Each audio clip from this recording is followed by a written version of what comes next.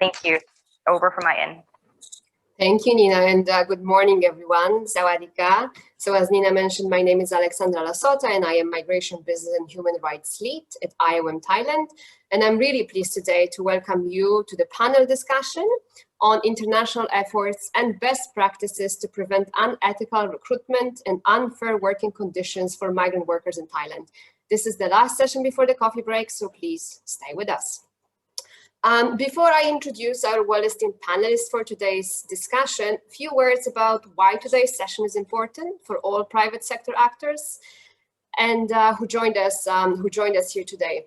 So first of all, the business environment around the globe is rapidly changing, with an increased interest and demand of consumers for sustainably and ethically produced goods, upcoming investment trends, and also increased frameworks governing business and human rights, like the Thai National Action Plan on Business and Human Rights. Governments such as Australia, UK, France, and US have enacted legislations that require companies to identify, assess, and address any human rights risks their workers, including those migrants, may be facing. In recent years, the international labor recruitment industry and its accompanying human rights risks have become a focal point of concern for companies with global supply chains. While some countries and sectors are more vulnerable to these risks, they are present in the extended supply chains of virtually every company, and absent adequate safeguards threaten the lives and livelihoods of workers and present serious reputational and financial risks to companies and their investors. So companies may be facing these risks unknowingly. มินช่วยส่งลิงก์ประชุมวันนี้เข้าในอีเมลพี่จะเข้าประชุมเรื่องนี้จากคอมพิวเตอร์เพราะพี่ต้องใช้โทรศัพท์ทำงานกับตัง Getting voice from someone? If you could please mute yourself. Thank you. And so they can be supporting them unwittingly without really knowing through their own recruitment processes. So for this reason, corporate human rights due diligence that we have been discussing today in so much details around recruitment and promotion of ethical recruitment as well for migrant workers is critical. And so today, I'm really glad to have with me two esteemed speakers who represent private sector and non-government organizations who, through their respective organizations, have been working with a variety of stakeholders on the topic of ethical recruitment of migrant workers in order to prepare them for this changing business environment. First, I would like to welcome Mrs. Joyce Chau from Amfori. Just a few words about amfori. So established in 1977, headquartered in Brussels, amfori is a non-profit international business association that brings together over 2,400 retailers, importers, brands, and associations from more than 40 countries, with a combined turnover of more than 1 trillion euros. Amfori offers holistic trade, social, and environmental services to improve the resilience and sustainability of global sourcing strategies of their member companies. By joining forces and sharing resources, they enable companies to trade with purpose by improving sustainability performance in their supply chains across 21 industries, mainly in fast-moving consumer goods. Mrs. Joyce, who is here with us today, acts as a director of the Asia Pacific at Amfori, where she leads a regional team to drive open and sustainable trade in the region. In more than 20 years, Mrs. Joyce has been working as a corporate communications practitioner for various organizations with focus on sustainability, CSR, and supply chain management. Prior to joining Amfori, she was the Senior Vice President of the HSBC, Corporate Sustainability Asia Pacific Regional Office, Dell China's Corporate Communications Director, and she also worked for Hong Kong Special Administrative Region Government, Innovation and Technology Commission, among others. Big thanks for being with us here today, Mrs. Joyce. And our next speaker, Guna Subramaniam, represents Institute for Human Rights and Business, often referred to as IHRB, which I'm also going to be using. So founded in 2009, IHRB is an international think tank on business and human rights.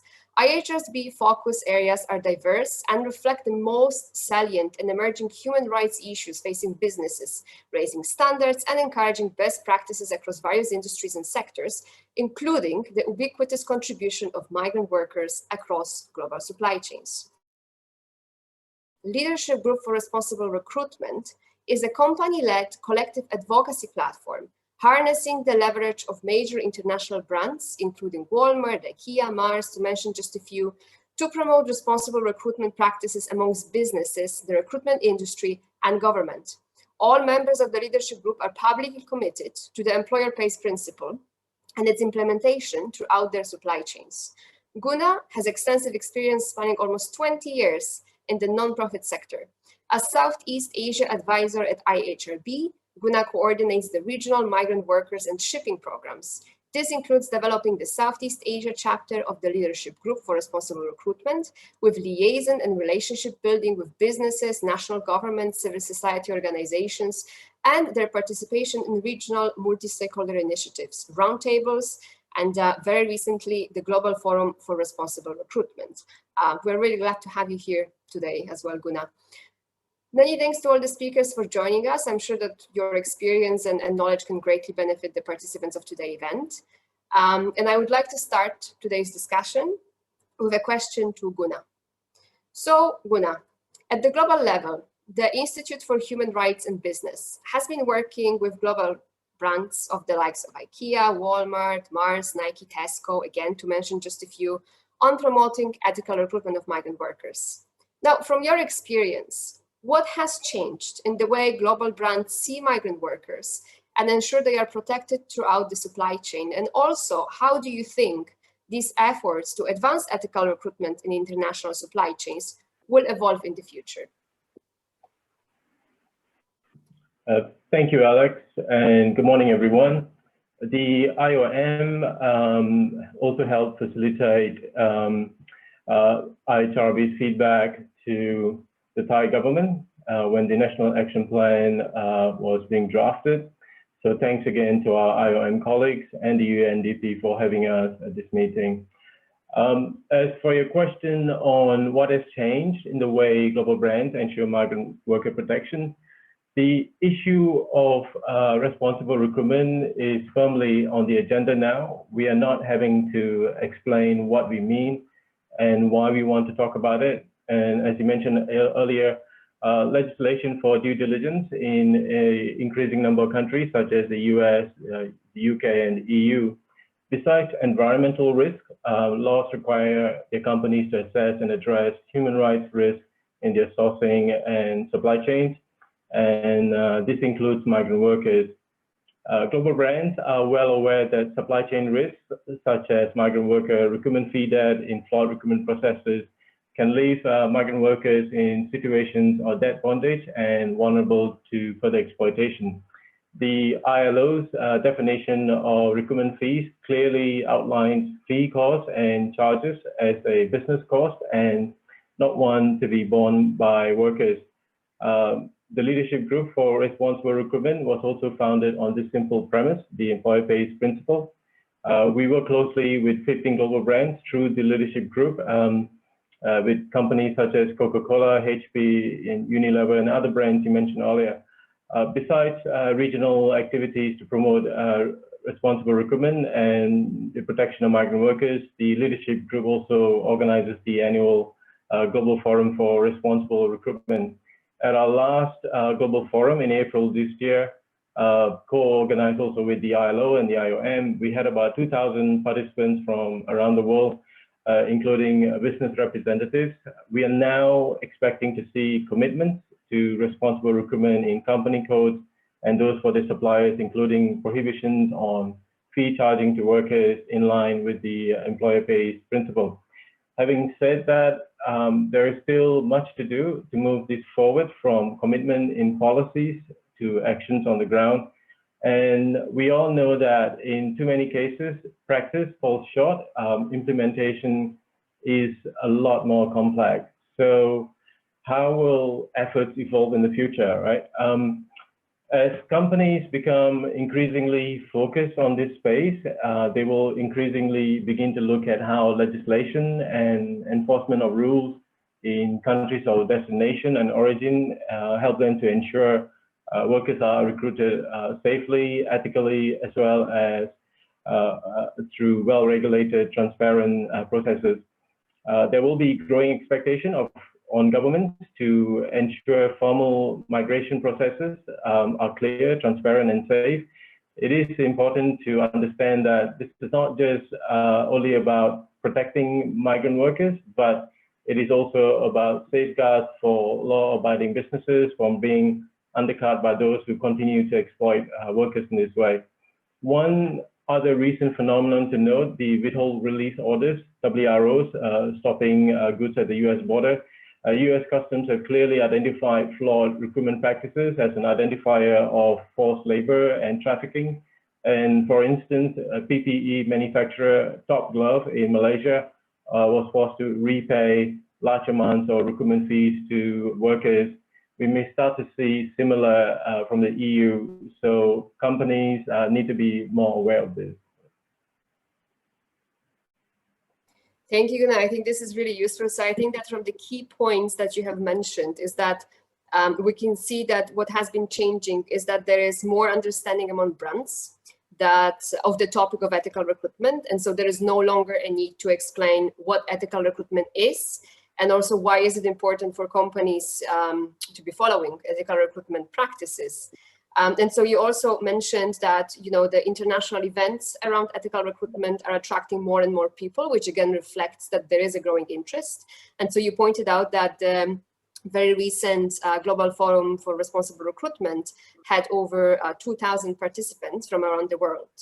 And then I think what you have also mentioned in terms of the future trends is that we can expect more and more brands to be focusing on that, taking into consideration how the legislation has been evolving, and also brands trying to make sure that they basically are prepared for that new registration coming into force, and that there is also going to be a growing expectation on the governments to ensure that workers can migrate through regular labor migration channels. And so this is not only to protect migrant workers, but it's also to make sure that the companies who are complying with the law, who want to comply with the law, are protected from those who don't necessarily do that. And so I think that these are very important points. You did mention that there's still you know, a lot to do in terms of implementation on the ground. And so on that, my follow-up question to you would be, in your view, how do you think these global efforts that you have just described are going to affect national companies like Thai suppliers, who we have many on today's event? Thailand is a country that plays a key role in the supply chains of many global brands. The treatment of migrant workers, including flawed recruitment processes, means it can be perceived as high risk. Many of the global brands, such as in the leadership group and others, have started mapping and understanding the supply chain for labor, where the workers are coming from, what is the recruitment process, and who pays the fees, who the actors involved are. This helps them make assessments of what is needed, where the risks are, where to focus their actions. Of course, supply chains are complex, and there is a lot of work going on in this area with various stakeholders, including technology-based initiatives that global brands are looking at to help manage risk and compliance. The Thai government has made a significant step, being the first country in Asia to launch the NAP. For Thai business, raising professional and ethical standards are increasingly not just something that needs to be done when required, but a prerequisite of doing business with global buyers. Thai employers federations and professional and trade associations need to understand this and begin working on Thai-led solutions and programs to improve practice and develop a future for business in Thailand that is both ethical and sustainable. This will be the modern progressive way of doing business, like a new generation business model that can efficiently link Thai companies to the rest of the world. Alex? Thank you. Yeah, very important points again. So I think also just to summarize, I think that the key points that you made is that Thailand is an important country where many brands are sourcing from, and because of that, some of the trends, let's say, changes that are affecting global brands are also going to be affecting suppliers who may already be working with global brands, or who may want to work with global brands in the future. And I think this is especially very, very important because we do know that many companies, many Thai companies are looking to connecting with international supply chains, of international brands. And I think that, again, what you have mentioned, it seems that what is going to be really important is that raising, as you really nicely put it, raising professional and ethical standards by Thai suppliers, small and medium enterprises is really going to be a prerequisite to be even considered for basically supplying to international brands who are following these ethical recruitment principles. And I think that what also is very interesting is that you did mention that there is more and more assessment and mapping being done by global brands to kind of understand what the risks involved are. And we know, I mean, we all work in that sector, and I think we all understand how complex this the processes are, and also our counterparts from ECOT pointed out to this. And I think that it's something that is going to be extremely important to address in the future. And also what you mentioned, that suppliers can expect to I guess, hear more questions in terms of how the processes are working, and just get a bit more clarity on that. So thank you. I think very, very important points. And with this, I would also like to ask the next question to Mrs. Joyce from amfori. So Joyce, in March 2021, the European Parliament voted in favor of binding European Union due diligence legislation, which applies to all companies operating in the EU market. amfori has been supportive of this new law that requires companies to identify, report, and address any human rights risks in their direct operations and supply chains, including those risks related to migrant workers. So my question, in your opinion, why understanding of risks facing all workers, including migrant workers, is important for small and medium enterprise supplying or wishing to supply to global brands? Thank you, Alex. Thank you for engaging amfori in this important workshop and forum. Virtually, I have the pleasure to join you today. Thank you for the question. I think before I explained why it is so important to understanding the risks, why we care about these topics, we think human rights protections, regardless be it a business, government, or social, we should put it as a high priority. It's just a matter for when we're doing trade and business, is cross-country, cross-sectors, and there are so many elements affecting us to make business decisions in the sustainable way. And that's why understanding the risk can help us to identify where the gaps we can do better, and how can identify measures and solutions to improve. So that explains why we care about this topic. And Thailand and EU has been long-term trading partners, and European Union has been ranked as in 2020 number 4th largest trading partner with Thailand. So the trading business is huge. And amfori, out of that over 2,400 members coming from different countries, the majority, 90% or above, is coming from Europe. So meaning, and we source a lot from countries in our ASEAN region. And for Thailand, the products we source is food, drinks, and accessories, textile clothing, etc. It's very diverse. It covers many companies, suppliers in different sizes. So if this legislation is put into place, that means it would have a big impact, because since last April, when European Commission, when they announced this official, say, formulation of legislation on due diligence, they have published different statements. As of today, we can assume the Commission's legislative proposal is likely to be grounded on international normative frameworks such as the UNGPs and also the OECD guidelines for multinational enterprises. The legislation is expected to stimulate obligations to conduct both human rights and environmental due diligence along the value chain for companies operating in the EU. That means whoever, including those suppliers in Thailand, regardless of the size, may need to comply in certain level one way or the other.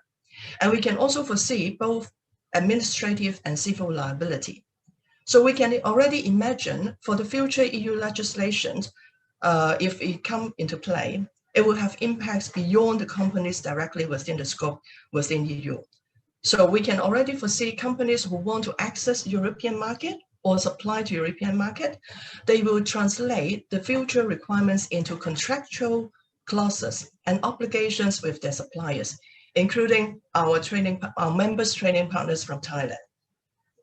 So it's for SMEs, even those who are not directly engaged in exports of finished goods. However, if they are the upstream raw material suppliers, subcontractors, service providers, who may need to stay tuned for future legislative requirement, because SMEs are more vulnerable, especially for those working in Thailand or operating in Thailand. There are different needs of recruiting, for example, migrant workers from neighboring countries. So there are lots of challenges in the process, in especially the recruitment.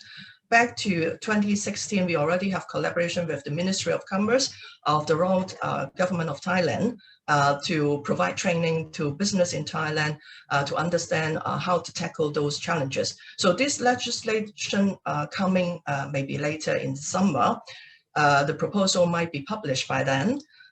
We can already expect more preparation we need to do. Thank you. This is again very, very useful. And so yes, I think that some key points that you mentioned is that EU is a major trading partner of Thailand, and so because of that, the imposition of the new legislation in the EU is really a game changer, not only for the companies in the EU, but also for anyone who belongs to that supply chain. So be them direct suppliers, basically contractors, subcontractors. So what we can expect is that many companies who are directly affected by the legislation are going to be introducing contractual clauses requiring their suppliers and sub-suppliers to basically comply with what the EU legislation is requesting them to do. And so what it is what we have mentioned, what we have been talking today about the due diligence, but looking at both environmental and human rights due diligence and trying to understand what the risks for workers are. And you did mention that it's a very complex ecosystem and that it's that there are so many factors that affect sustainable business decisions.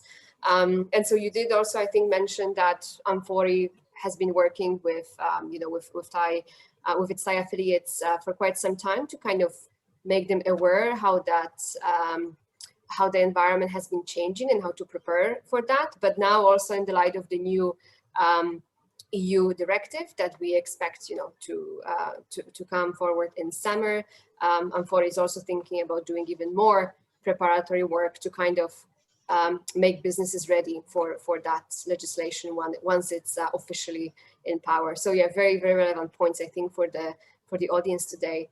And so my question, and since you did say that you have been working with your affiliates and also that you are looking to work more with them in the future to prepare them for the new legislation. So what do you think can Thai companies present in this room today do to prepare for the upcoming mandatory EU legislation, especially if they want to work with brands operating in the EU?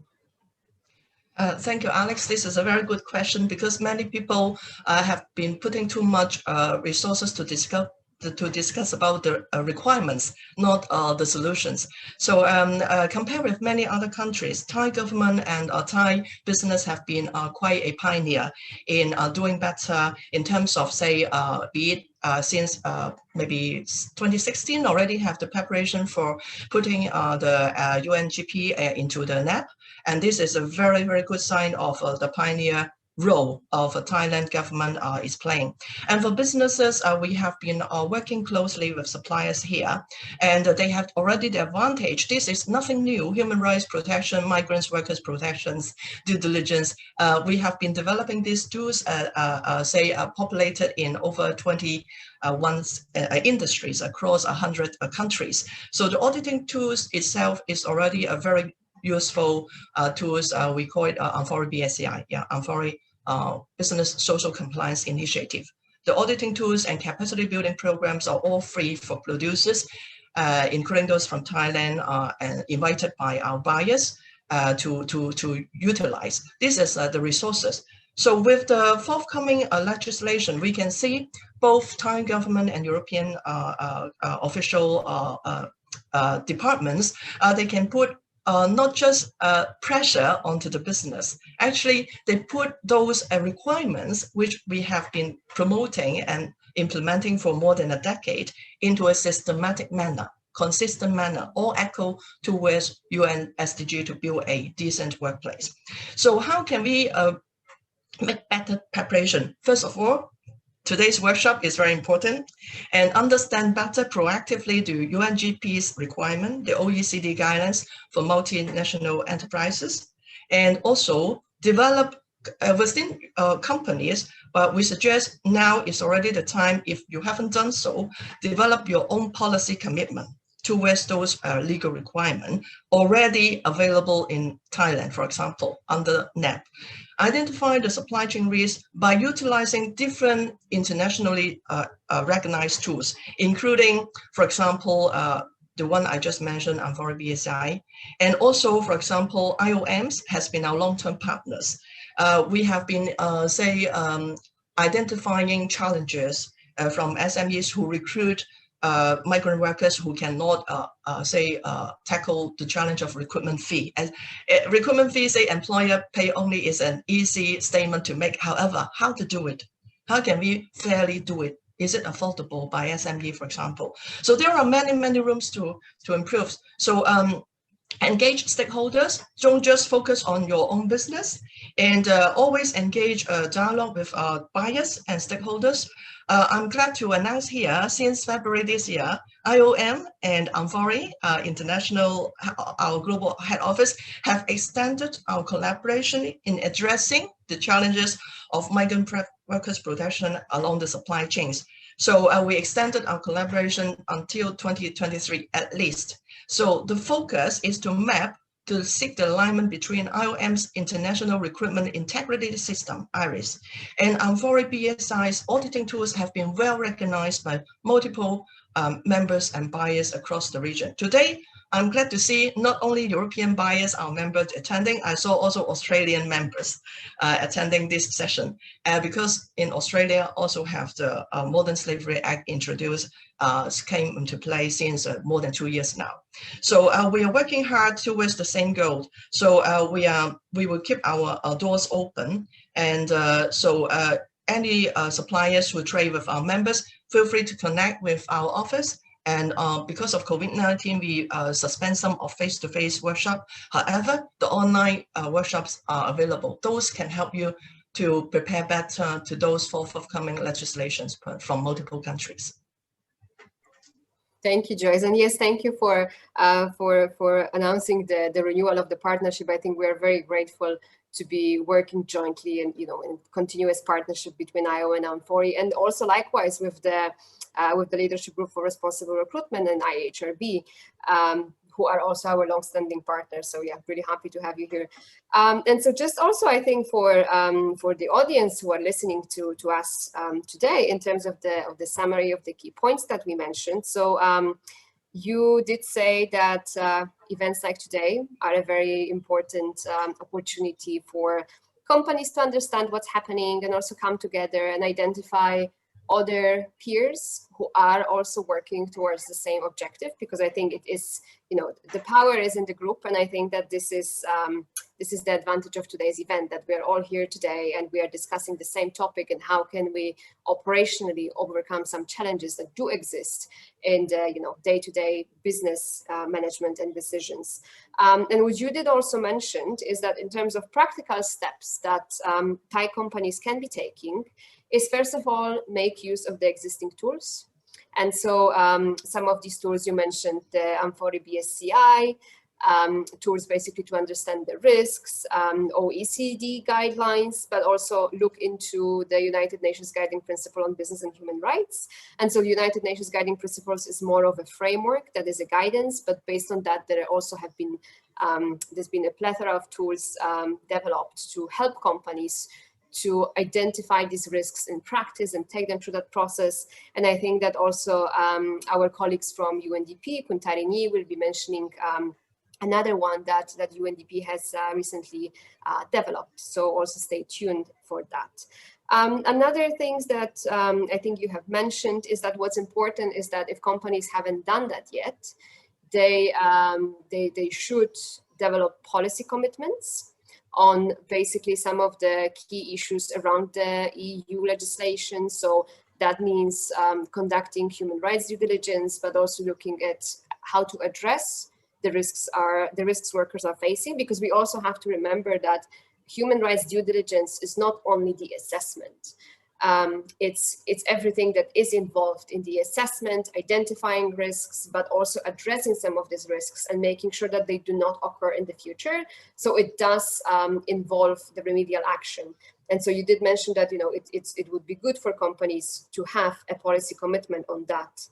And then also to identify supply chain risks in their own operations.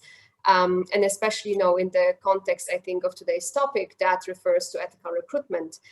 So I would just add from our side is that in terms of these risks, it would mean to understand how workers are being recruited, how much they pay, how does the recruitment process look like in the country of origin. These are all the important risks that are part of the recruitment, and that should be mapped by companies as part of that identification of supply chain risks. And lastly, and I think that's a really, really important point, and that also goes back to what many of the speakers in the opening remarks session have been talking about in terms of whole of system approach. And so engaging multiple stakeholders, including buyers and also other suppliers, into the discussion, how can we move forward?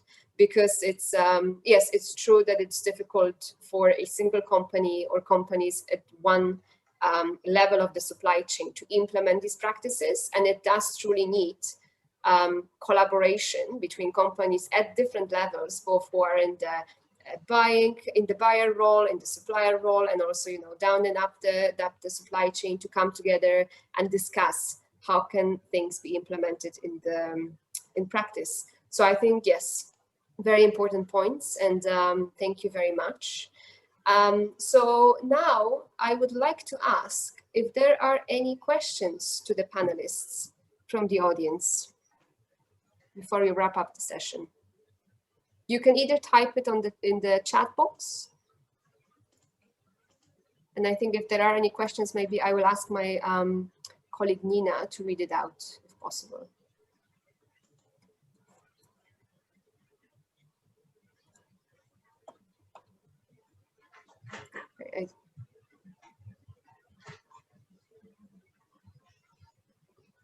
Okay, so I see two questions. The first one, for Thai businesses, and so I think it's a question to both Guna and Joyce. So for Thai businesses who want to follow international good practices, what are the support available from international buyers?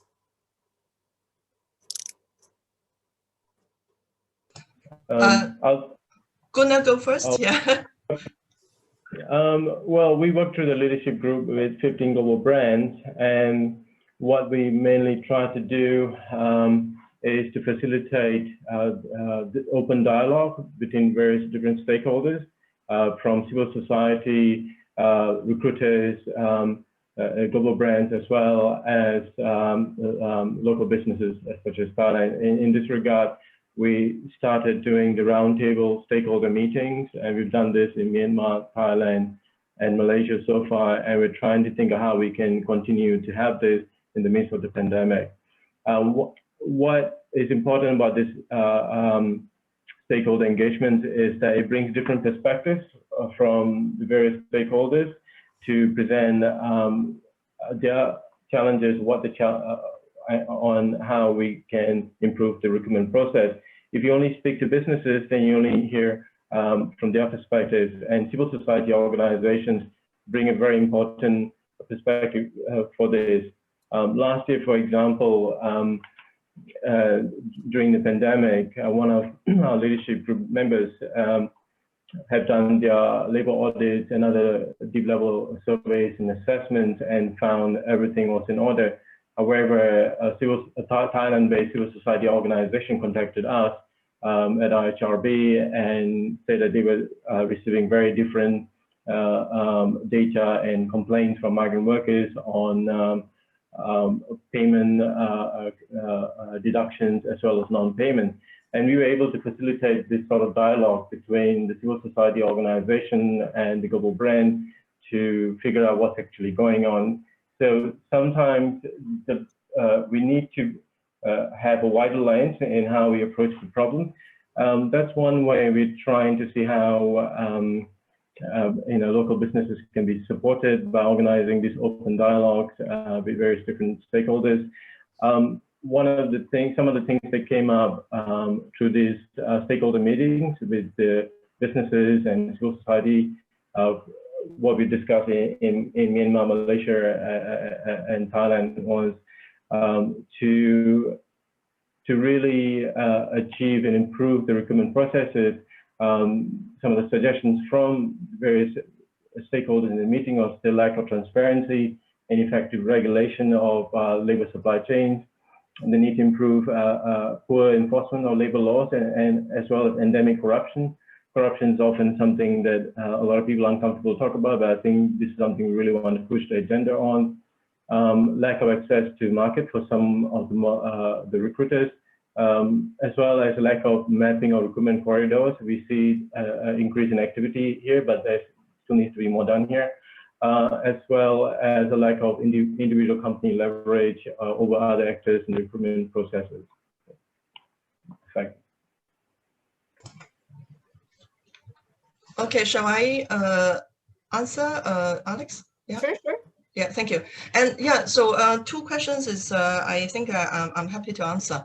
Thai business, the international good practice from amfori, we are an initiative, so we represent buyers. However, the tools we developed so far is available and accessible to producers who are invited by our members buyers to utilize online or face-to-face free of charge. So we have a academy called Amfori Academy that houses over 30 different topics available in different countries that is related to social compliances. And the fundamental thing is that we respect local law. So if those tools are being utilized in Thailand, then we respect Thai government's say net requirement or any legal requirements in labor law, for example. So those are accessible to producers and suppliers, and they can benchmark their performance by engaging in our auditing exercise. But I just try to remind everyone here again, auditing is just one way to assess the risk, is not a solution. So get addicted to that, over addicted to that. Capacity building programs, we have a lot. If anyone interested, go to our website or email to our Fresh Desk, and we are happy to provide you those information available. And for another question, Alex, allow me to also answer, is about ethical recruitment compliances through our auditing process. Actually, we do not isolate the compliance assessment of ethical recruitment like standalone practice. We take a holistic approach to review the risk when we have third-party auditors to go there. We measure all 13 performance areas together. So forced labor is just one of the issues they will address. However, if one thing fails, we will look into this whole capability of social management capability. So it's not like just sometimes when we see media reports here or there, say have some alert rates in certain countries, producers, we have to understand the root causes. So this is the spirit of our auditing tools. We do update that every 2 or 3 years, and we just finished revising our auditing requirement and the system manual. So anyone who are interested, and we are happy to share with you the outcome of the latest version. And we put emphasis also in providing, say, some guidance to buyers and their suppliers, how to identify the risk, to remediate, and also to prevent. So this requires joint efforts. So we do not assume suppliers are the only one who can resolve the problems by themselves, especially migrant workers. We have destination countries and also the country of origin. How can the governments can work together, because there are things beyond business can do. That's how I realize I personally also help investigate and also talk to both suppliers and brands to address issues together. In different countries, we also partner with IOM team. Alex, your counterparts in the region, you know, and it's a very, very complicated issues. So it's not easy to address. Yeah. Thank you. Yes, I think very valid points. And so, yeah, I'm really glad that we managed to also, to take 2 questions from the floor. And with this, I would really like to thank you, Joyce, and you, Guna, for joining us today for the discussion. I think that it has been very useful and practical for the audience. And so we did cover in terms of how the business environment is changing, but also why ethical recruitment is becoming more important for companies at the global and national levels. And also what companies can do to better prepare themselves for this changing environment. So big thanks to you for sharing your knowledge and expertise on that. And with this, I would like to invite my, my colleagues to inform about the remaining agenda for today's meeting. Thank you.